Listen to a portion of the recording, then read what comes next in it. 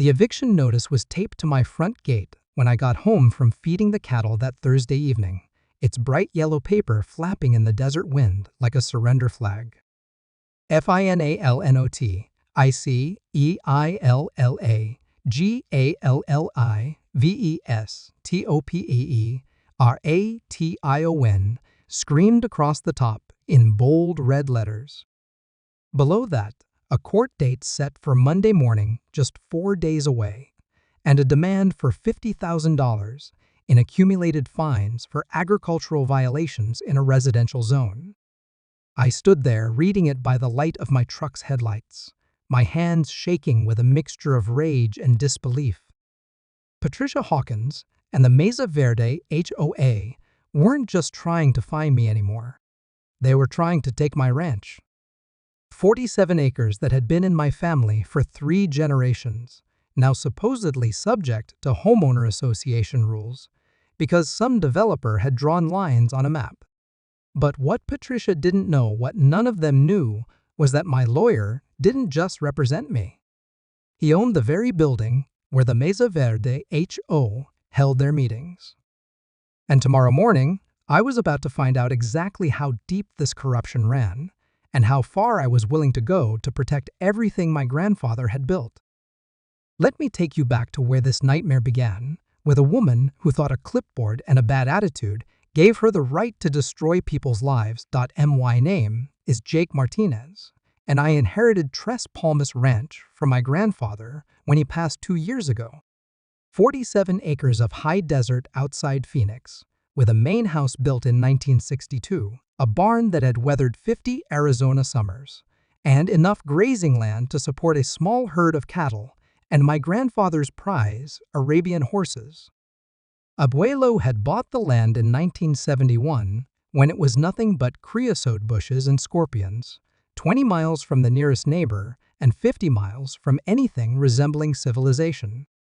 He'd worked construction in Phoenix during the week and spent every weekend out here, clearing brush, digging wells, building fences post by post with his own hands. By the time I was old enough to remember, Tres Palmas was a working ranch.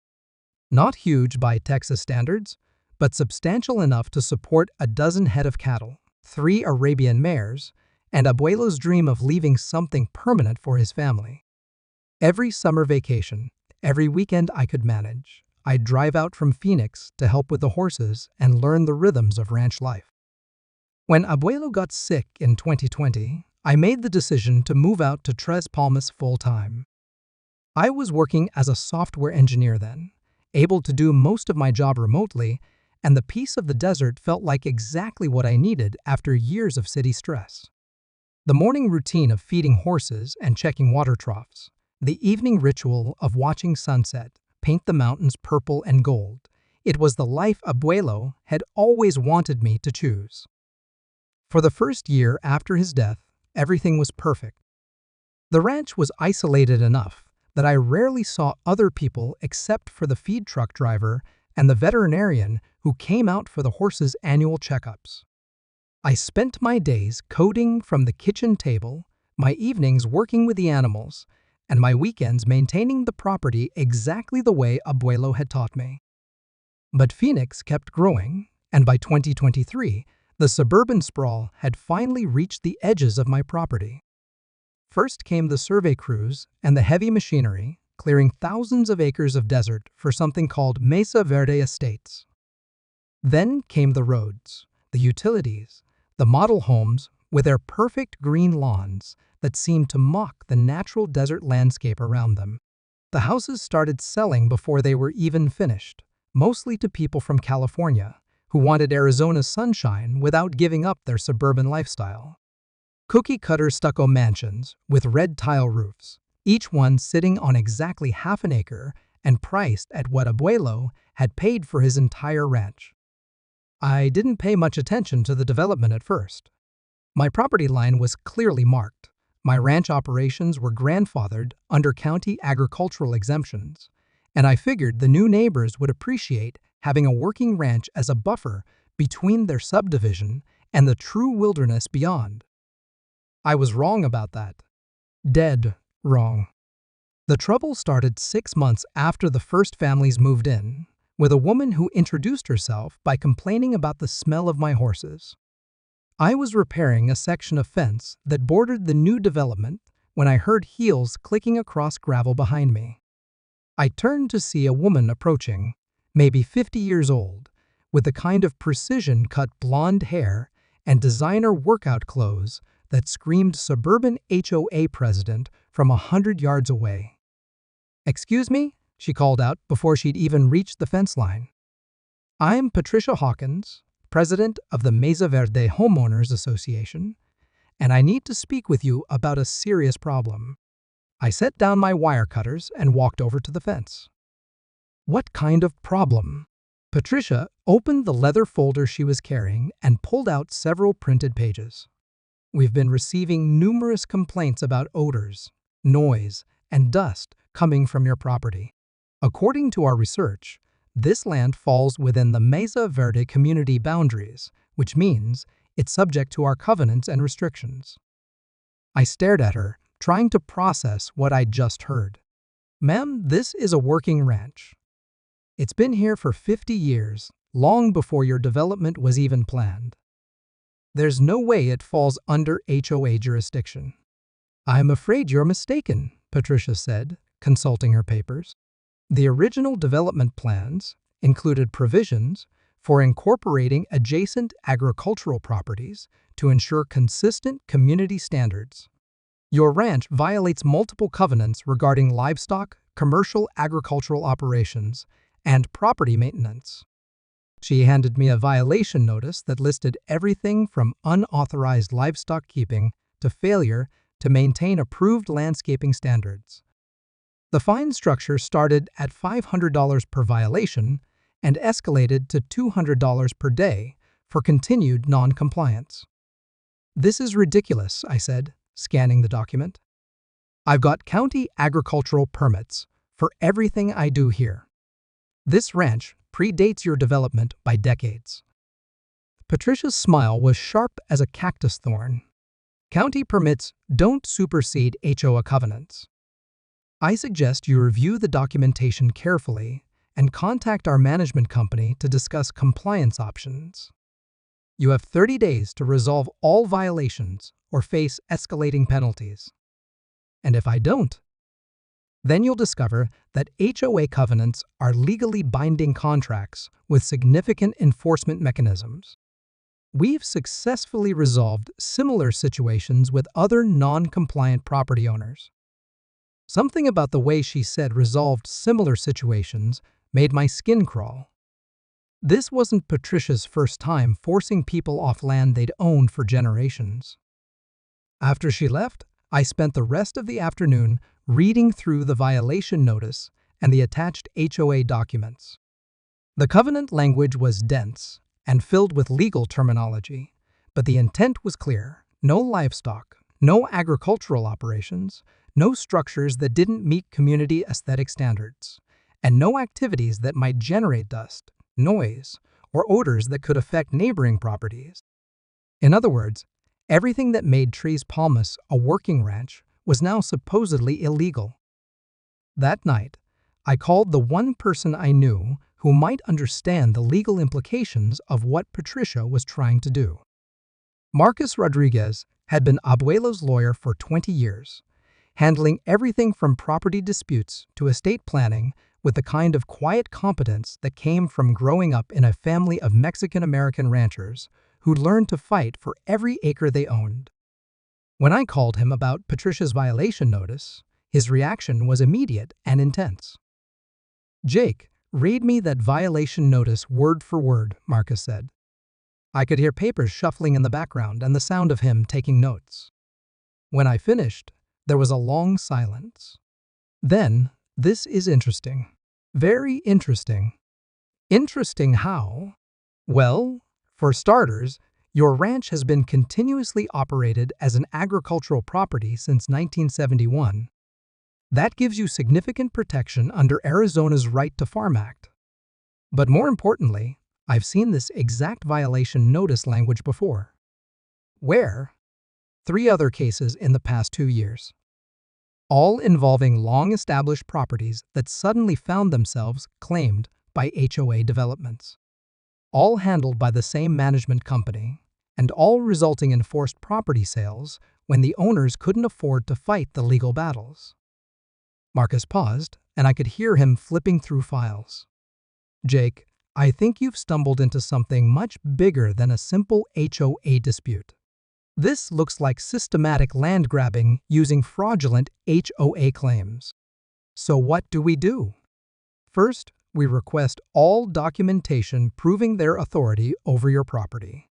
Real documentation, not just their word. Second, we file a counterclaim challenging their jurisdiction. And third," Marcus's voice took on a tone I'd never heard before, "we start digging into who's really behind this Mesa Verde operation." "What do you mean?" "I mean, HOAs don't just spontaneously decide to claim authority over established ranches. Someone with serious money is backing this, and they're using Patricia Hawkins as their front person to avoid liability. If we can prove fraudulent claims of authority, this becomes a criminal matter, not just a civil dispute." We spent another hour going over the details of my property history, county records, and the timeline of when Mesa Verde had been developed. When we hung up, I felt cautiously optimistic. Marcus Rodriguez had a reputation for winning cases that other lawyers wouldn't touch, and he'd sounded genuinely excited about taking on Patricia and her HOA. What I didn't know yet was that Marcus had personal reasons for wanting to destroy the Mesa Verde operation. Reasons that would eventually turn my property dispute into a full-scale war against one of the most corrupt development schemes in Arizona history. But first, Patricia had to make the mistake that would give us the leverage we needed to fight back. The second violation notice arrived 2 weeks later, this time hand-delivered by a man in an expensive suit who introduced himself as Douglas Harper, Community Compliance Coordinator for Mesa Verde Estates. He'd brought back up a woman with a clipboard and camera who started photographing my ranch buildings before Douglas had even finished introducing himself. "Mr. Martinez," Douglas said, consulting his tablet, "you're now 30 days overdue on compliance with HOA violations. We're here to conduct a formal property assessment and document the full extent of non-conforming activities." I watched the woman photograph my barn, my cattle, and even my grandfather's old pickup truck. "You're on my property without permission. I want you to leave." Actually, according to Mesa Verde covenants, we have the right to inspect any property within community boundaries to ensure compliance with established standards. Douglas showed me a legal document that gave the HO a broad inspection powers. This assessment is necessary before we proceed with enforcement actions. The woman had moved on to photographing the horses, getting close enough to spook my mare Esperanza into shying away from the fence. "Ma'am, please step back from the animals. They're not used to strangers." "Don't worry about the horses," Douglas said dismissively. "They won't be here much longer anyway." Something in his tone made my blood run cold. "What's that supposed to mean?" Douglas smiled. "Livestock operations require special permits and insurance coverage that most property owners find prohibitively expensive. Once we begin formal enforcement, you'll discover that compliance costs typically exceed the value of maintaining non-conforming activities. You're talking about forcing me to sell my animals. I'm talking about bringing your property into compliance with community standards. How you accomplish that is entirely up to you." They spent 45 minutes documenting every aspect of my ranch operation, from the hay storage in my barn to the solar panels Abuelo had installed in 2018. The woman's camera clicked constantly, capturing what I knew would become evidence in whatever legal action they were planning. As they prepared to leave, Douglas handed me another violation notice. "You now owe $7,500 in accumulated fines, plus daily penalties that will continue accruing until full compliance is achieved." We strongly recommend working with our approved contractors to develop a compliance plan. Approved contractors? Companies certified to handle livestock removal, structure demolition, and property rehabilitation. We can provide you with a list of qualified vendors. After they left, I sat on my porch looking out at the ranch Abuelo had built, trying to process what had just happened. They weren't just demanding compliance with HOA rules, they were systematically documenting everything they'd need to justify taking my property away. That evening, I called Marcus with an update. His response was immediate and sharp. "Jake, they're accelerating their timeline. This isn't normal HOA enforcement. This is preparation for a forced sale. We need to move fast." What kind of forced sale? If they can pile up enough fines and violations, they can petition the court for authority to sell your property to cover the debt. It's a legitimate legal mechanism, but it requires proving that the HOA actually has jurisdiction over your land. Marcus paused. The good news is that I think I've found the weak point in their operation. The bad news is that proving it is going to require some unconventional tactics. What kind of unconventional tactics? The kind that might get us both in trouble if we're not careful. But Jake, these people are trying to steal your family's ranch. Sometimes fighting back requires taking some risks. As we made plans for what Marcus called aggressive discovery, I had no idea that Patricia Hawkins was about to make a move so legally reckless that it would hand us everything we needed to destroy her entire operation. But first, she had to show me just how far she was willing to go to take my land away. I woke up at 5 a.m. on a Tuesday in November to the sound of diesel engines and men shouting. Through my bedroom window, I could see headlights moving around my pasture, too many and too bright for feed trucks or the veterinarian. I pulled on jeans and boots and ran outside to find a scene that made my blood boil. 3 large trucks were parked along my fence line, and a crew of men in coveralls was herding my cattle toward a stock trailer. Patricia Hawkins stood beside a white SUV clipboard in hand, directing the operation like she was managing her own personal roundup. "What the hell do you think you're doing?" I shouted, running toward the pasture. One of the workers, a big man with a gray beard, looked up from securing the cattle trailer. "Morning, son. We're here to impound livestock in violation of community health and safety ordinances. Got the paperwork right here." He handed me a document that looked official enough: county letterhead, legal language, and what appeared to be a judge's signature. But something about it felt wrong, and when I looked closer, I could see why. The case number referenced a property address that wasn't mine, and the legal description didn't match my land survey. "This paperwork is for a different property," I said. Patricia stepped forward, her smile sharp enough to cut glass. "I'm sure there's just been some clerical confusion. The important thing is that these animals are being removed from a residential area where they pose health and safety risks to the community. These cattle have been on this land for 20 years. They're not going anywhere." Actually, they are. Patricia consulted her clipboard. County Animal Control has determined that your livestock operation violates multiple health codes and zoning restrictions.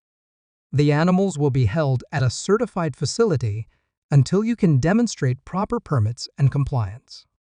I looked at the men loading my cattle into the trailer. These weren't county animal control officers.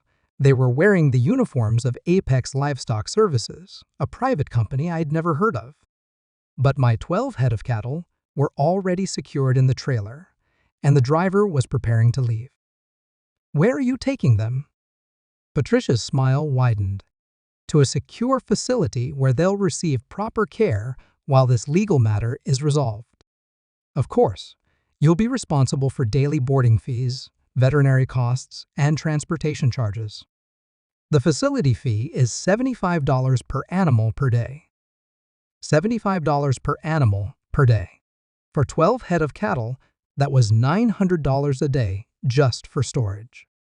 At that rate, the boarding costs would exceed the value of the cattle within 2 weeks, effectively forcing me to surrender them or go bankrupt trying to get them back.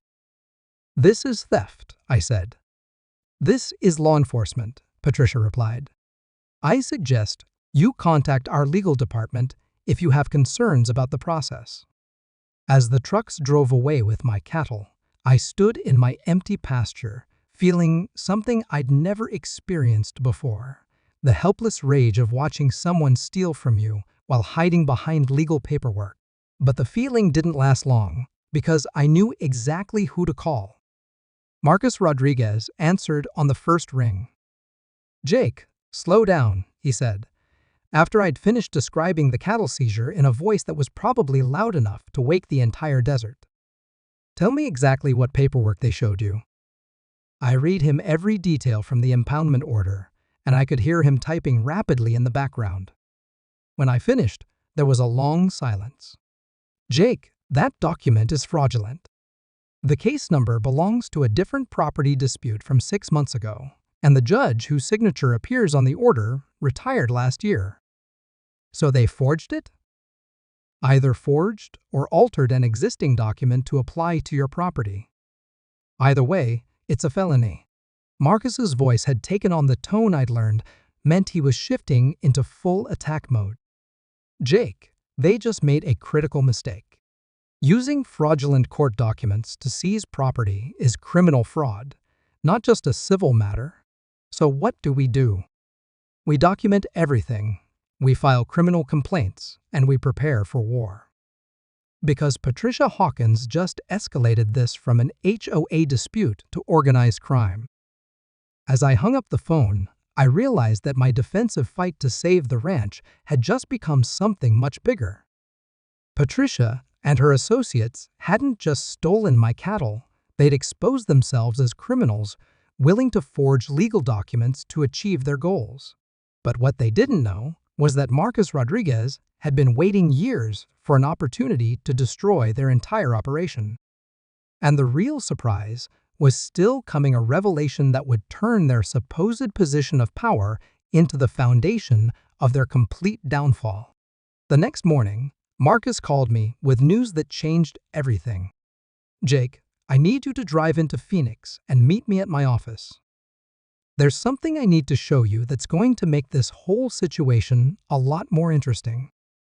His office was in an older part of downtown, the kind of brick building that had housed lawyers and accountants since the 1960s.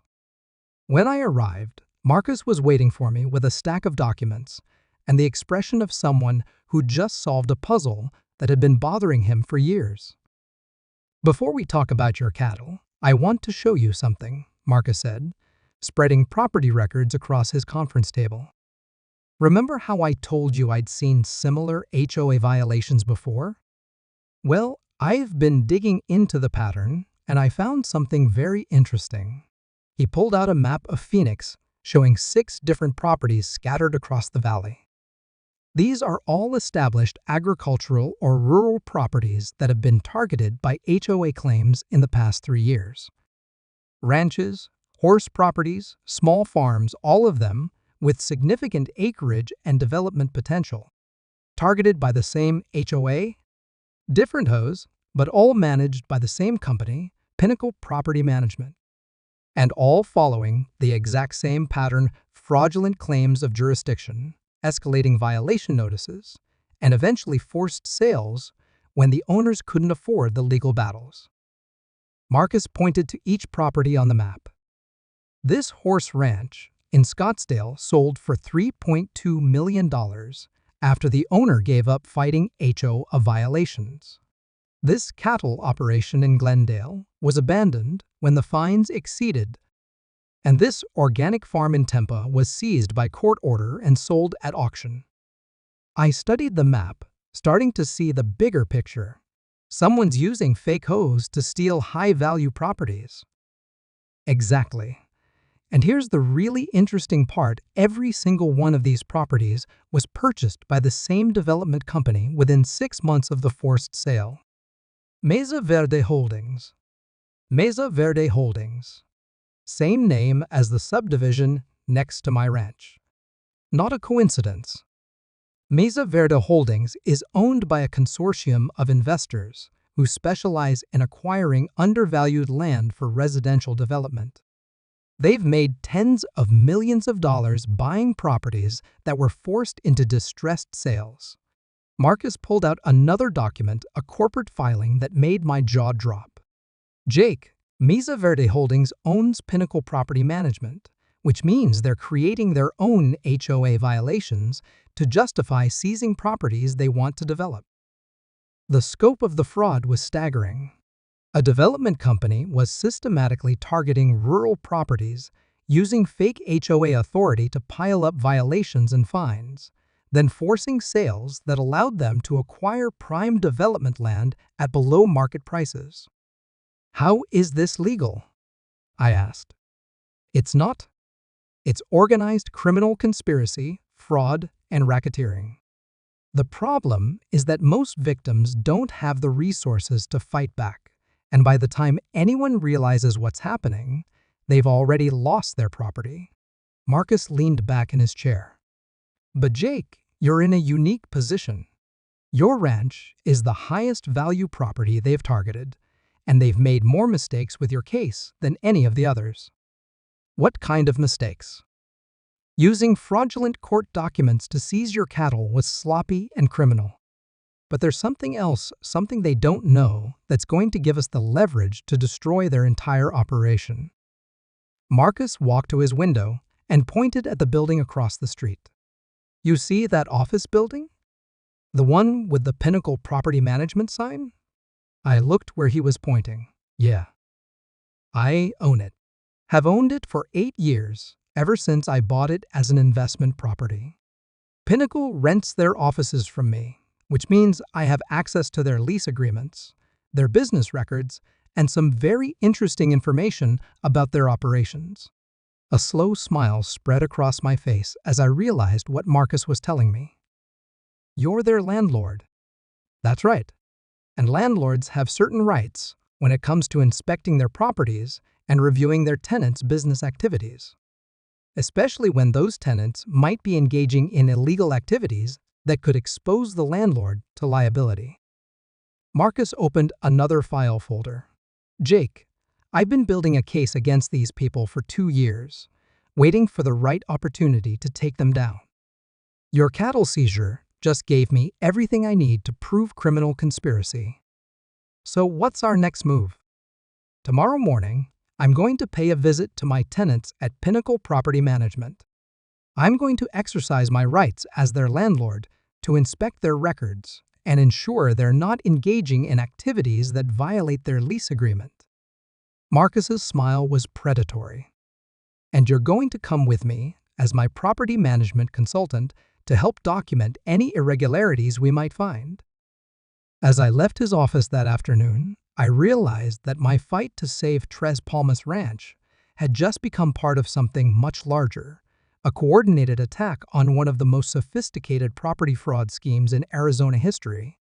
Patricia Hawkins thought she was stealing land from some isolated rancher who couldn't fight back.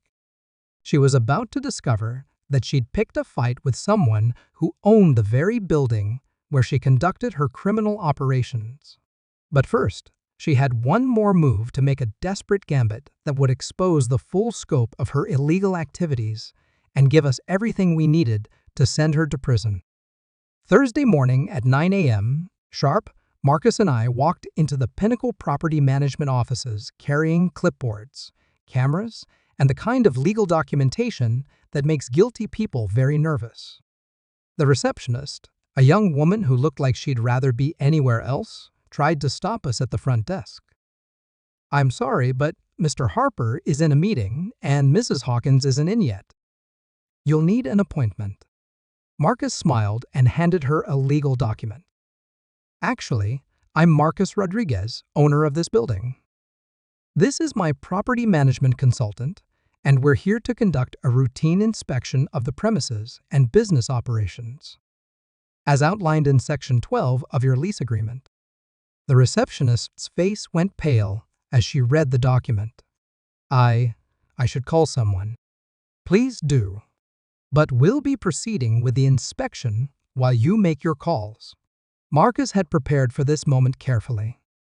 As the building owner, he had legal rights to inspect his rental properties for code violations, illegal activities, and lease compliance.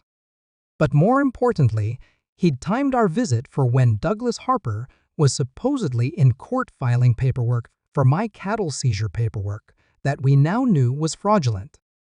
We started with the main office, where Marcus photographed everything from filing cabinets to computer screens while I documented the layout and equipment. What we found was even more damning than we'd expected: detailed files on dozens of properties across Arizona, all following the same pattern of fraudulent HOA claims and forced sales. "Jake, look at this," Marcus said, pointing to a wall chart that showed property acquisition targets mapped across Phoenix. My ranch was marked with a red pin and the notation Phase 3 Priority Acquisition.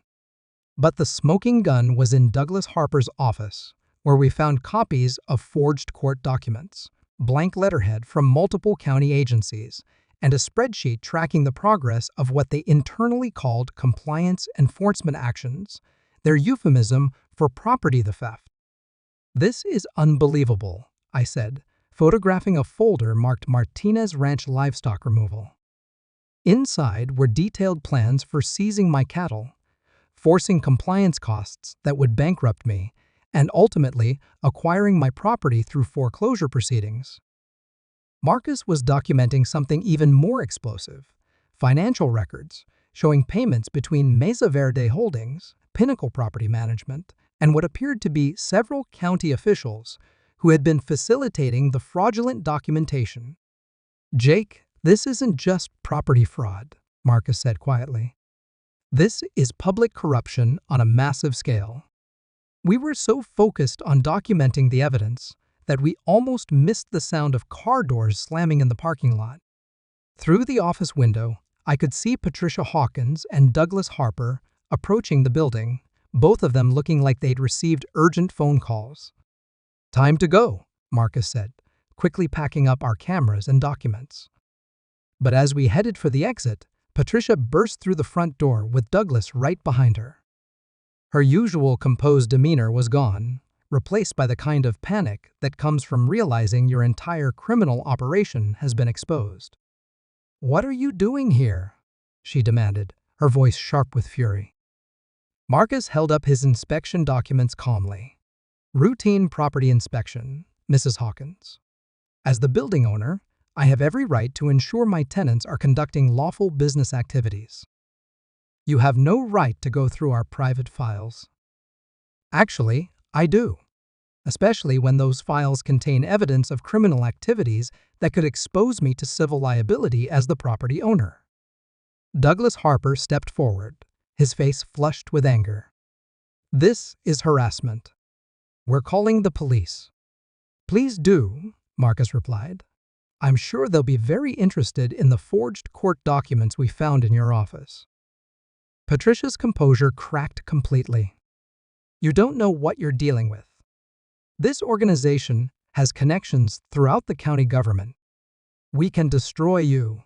"Maybe you could have," Marcus said. "But you made one critical mistake, Patricia.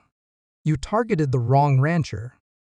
As we walked out of the building, Patricia screaming threats behind us, I realized that the tables had completely turned. For months, I'd been playing defense against their attacks, always reacting to their moves. But now, we had evidence of systematic criminal fraud, public corruption, and organized conspiracy. Patricia Hawkins had thought she was stealing land from some isolated rancher who couldn't fight back. Instead, she'd exposed her entire criminal operation to the one lawyer in Phoenix who had both the resources and the motivation to destroy her. But the real surprise was still coming: a revelation that would turn their moment of desperation into the foundation of their complete legal annihilation. Why Friday morning, Marcus had filed criminal complaints with the Arizona Attorney General's office, the FBI's white-collar crime division, and the county sheriff's department. But more importantly, he'd prepared what he called our nuclear option, a civil RICO lawsuit that would freeze all assets associated with the Mesa Verde operation, while law enforcement investigated the criminal charges. "Jake, I need you to understand what we're about to do," Marcus said as we sat in his conference room surrounded by boxes of evidence. RICE, the Racketeer Influenced and Corrupt Organizations Act, was designed to go after organized crime.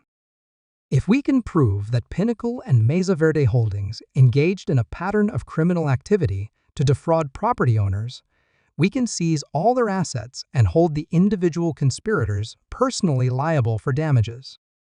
What kind of damages are we talking about?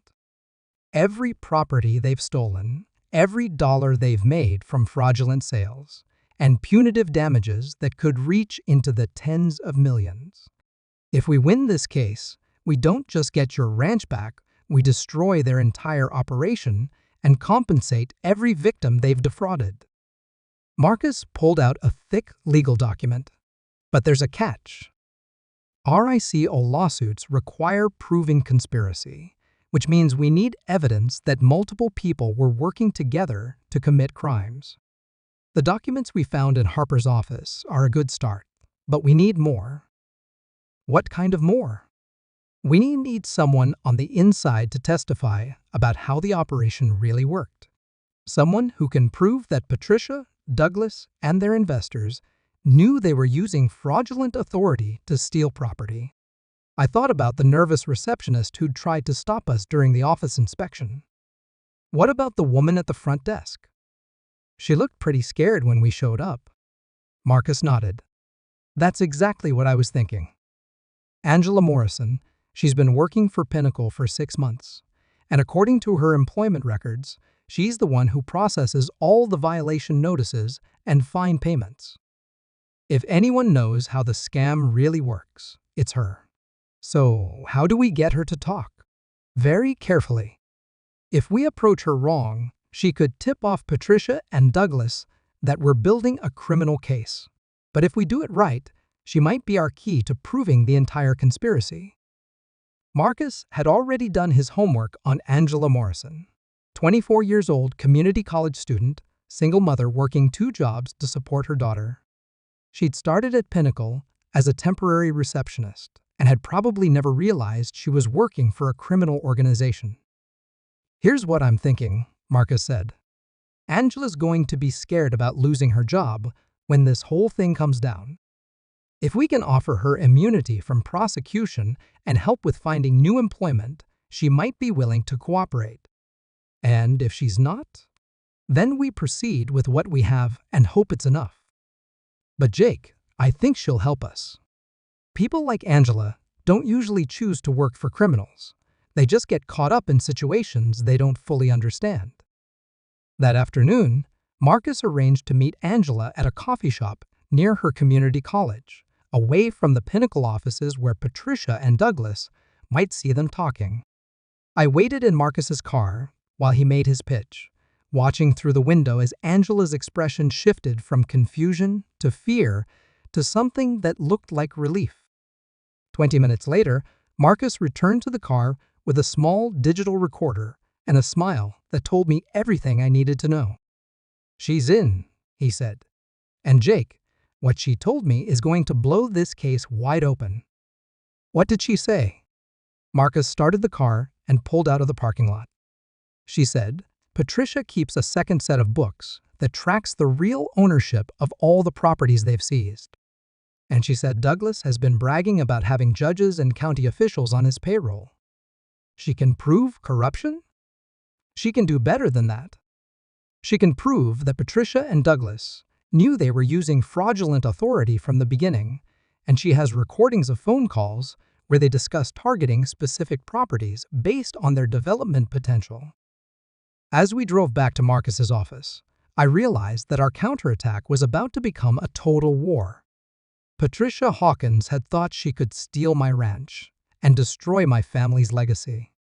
Instead, she'd exposed herself to criminal prosecution, civil asset forfeiture, and the complete destruction of everything she'd built through fraud and corruption. But the most satisfying moment was still ahead, the moment when Patricia would realize that her entire criminal empire was collapsing around her and that the rancher she'd tried to intimidate was the key to bringing her down. The FBI raid on Pinnacle Property Management happened at 6 a.m. on a Tuesday, exactly 2 weeks after Marcus and I had conducted our property inspection.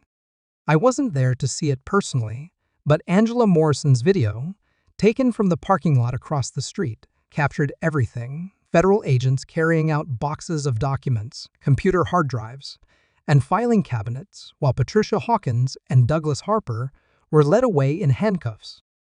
By noon, the news was all over Phoenix media. Multi-million-dollar property fraud scheme exposed, read the headlines, with photos of Patricia looking disheveled and angry as she was loaded into a federal vehicle. The stories detailed everything we'd discovered: fraudulent HOA claims, forged court documents, bribery of county officials, and a systematic conspiracy to defraud property owners across Arizona. But the best part was watching the civil case unfold. Marcus had filed our RICO lawsuit the same morning as the FBI raid, seeking immediate asset freezes and emergency injunctions to prevent further property seizures. By Wednesday afternoon, a federal judge had granted everything we'd requested. All Mesa Verde Holdings properties were frozen pending criminal investigation. All Pinnacle Property Management operations were suspended. And most importantly, all cattle, equipment, and other property seized from victims of the scheme had to be returned immediately. I got my cattle back on Thursday morning, delivered by the same Apex Livestock Services truck that had stolen them, but this time accompanied by a federal marshal who made sure the animals were returned in good condition. Watching those 12 head of cattle walk back into their familiar pasture felt like justice made visible. But the real satisfaction came from watching Patricia's empire crumble. Over the next month, as more details emerged from the FBI investigation, the scope of her fraud became clear: 47 properties targeted across Arizona, $23 million in fraudulent fines and seizures, and at least $8 million in bribes paid to corrupt county officials. Angela Morrison's cooperation had provided the key evidence. The recordings she'd made of Patricia and Douglas discussing their criminal operations, the financial records she'd copied showing payments to corrupt officials, and her testimony about the day-to-day operations of the fraud scheme had given prosecutors everything they needed for airtight criminal cases. Patricia Hawkins pled guilty to federal racketeering charges and was sentenced to 12 years in federal prison. Douglas Harper received 8 years for his role in the conspiracy. 3 county officials were also indicted, including a judge who had been signing fraudulent seizure orders for 2 years. The civil case was even.